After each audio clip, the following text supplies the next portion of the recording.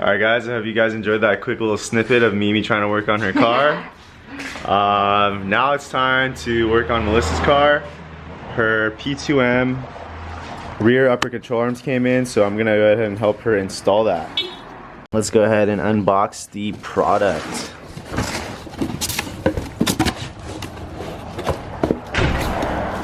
Alright, so this is how the upper control arm looks like. This is a P2M rear upper control arm.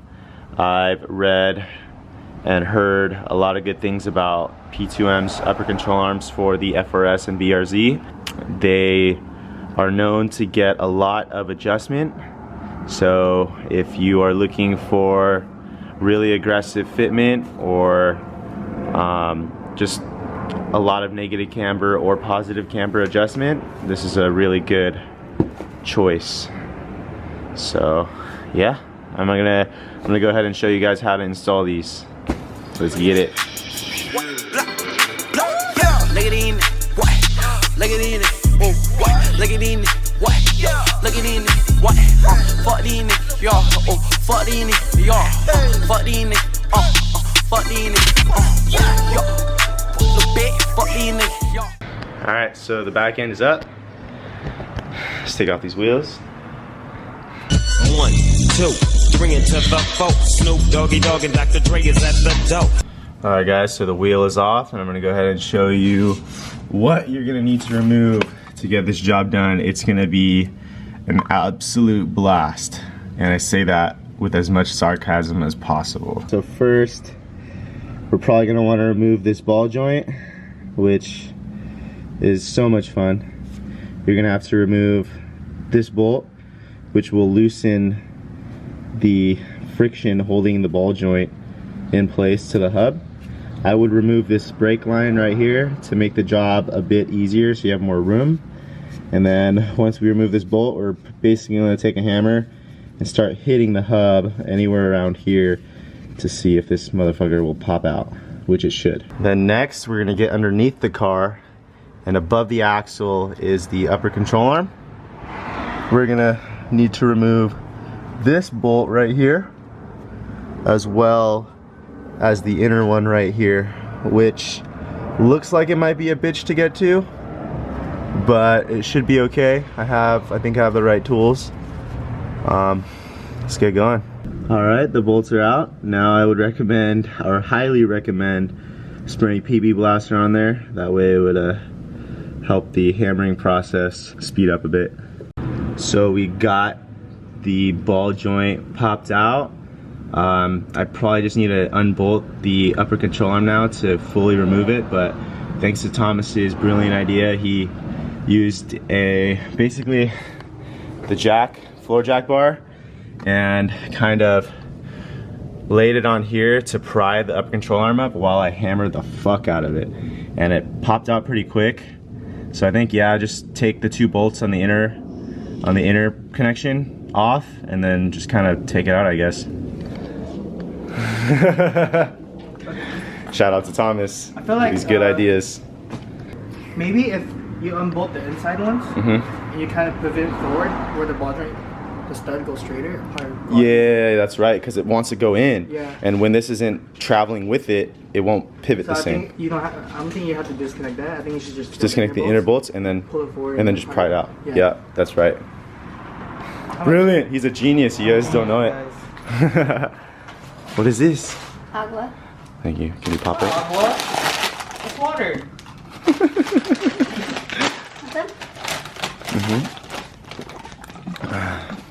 I'll take one. Wait, are these the hot Cheeto Ruffles? Yeah. Oh my god. I don't know if you guys have had these, but these are fucking fire, huh? Anything flaming hot is good. The Lay's, the Ruffles. That's true. I like these best. Still the best. I think Can't go wrong with these, man, especially at a party. Yeah. The stock arm is out, finally. That was kind of a bitch, like every upper control arm. But I'll show you guys really quick what I had to do. After removing the control arm from the inside, I ran into this issue where it just wouldn't pop out all the way. So what I did to get more room was I disconnected the hub from the lower control arm, as you can see there, I had to remove the height sensor because I was getting in the way, so I had to remove that to make more room. And for some reason, as I was pulling the ball joint up, it would just it was completely free and loose, but when I pull it up, it would stop. So it kind of seized up, and that's because the ball joint's really fat in the middle right here. So what you're gonna have to do is, once you kind of get everything loose, you're gonna want to take like one of these extensions, like the one that's smaller than a 1/2 inch drive extension. I think it's a 3/8 extension or something like that. You're gonna take this and basically use it to hammer it out. So that's how I did it. It worked out pretty well. Hope this helps. All right, really quick, so we can already see as we compare the lengths of these control arms that you can get a decent amount of camber with these. Melissa's camber, the way it was with the spacers, was already lip to fender, so we're gonna keep it at that until she's ready to get legit wheels, like 3-piece wheels or custom wheels, to get a more aggressive offset. Then she'll already have the uppers installed, so she can go ahead and add more camber if she needs to. Alright guys, so the P2M upper control arms are in. They look really good in the car. I ended up having to remove that bracket that holds these lines in place, just because if you leave it on, it's definitely gonna hit the chassis, because right now the car is fully aired up and it doesn't look like there's that much space between the control arm and the chassis already, and that the way the brackets on the P2M control arm position that little bracket, it's like way too high. So I recommend zip tying the, what's it called, ABS or brake line wire, I don't know, probably ABS, and just zip tying it to the control arm. And yeah, I mean, it was pretty chill install. It took me like an 1.5 to 2 hours to get one side, but that's kind of like including learning. I do have a lot more adjustment negative if I really wanted, but we're just gonna go ahead and match it to the stock one because it brought the wheels lip to fender. But if Melissa plans on getting really aggressive wheels in the future, she has a lot of play or a lot of negative adjustment if she really needed it. So P2M's the way to go. What's up guys? So now that I know what I'm doing, this side only took a fraction of the time to get out.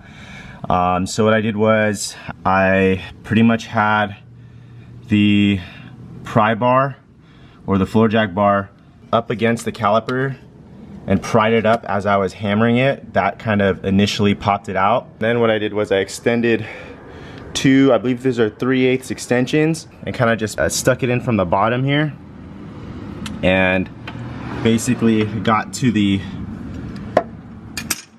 bottom of this part and hammered the ball joint up, and that was a lot faster. Didn't have to take the hub off on the bottom or even the height sensor off. That's all you need. Some PB Blaster will help, and you'll get the job done sooner than you think. I hope that was helpful. Wait, pick it up, groove. Baby girl, watch how you move. I got them vests on my shoes. I pop up, put it, I lose. Wait, speed it up. Look at the diamonds, they eat it up. Got me 2 bitches, I beat it up. They thinking I'm wife and deleting them.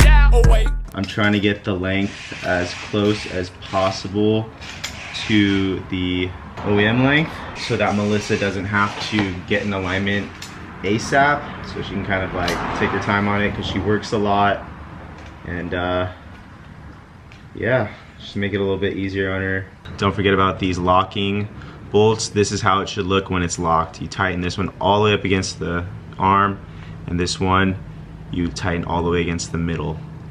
Alright guys, that's gonna end it for today's vlog. I hope you guys found the video helpful. If you liked the video, hit the like, comment, and subscribe button. Also, if you haven't checked out my brand, Kappa T, I'd really appreciate it.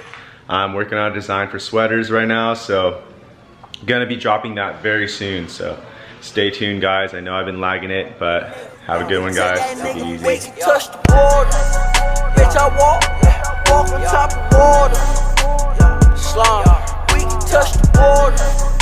bitch, I walk on top of water.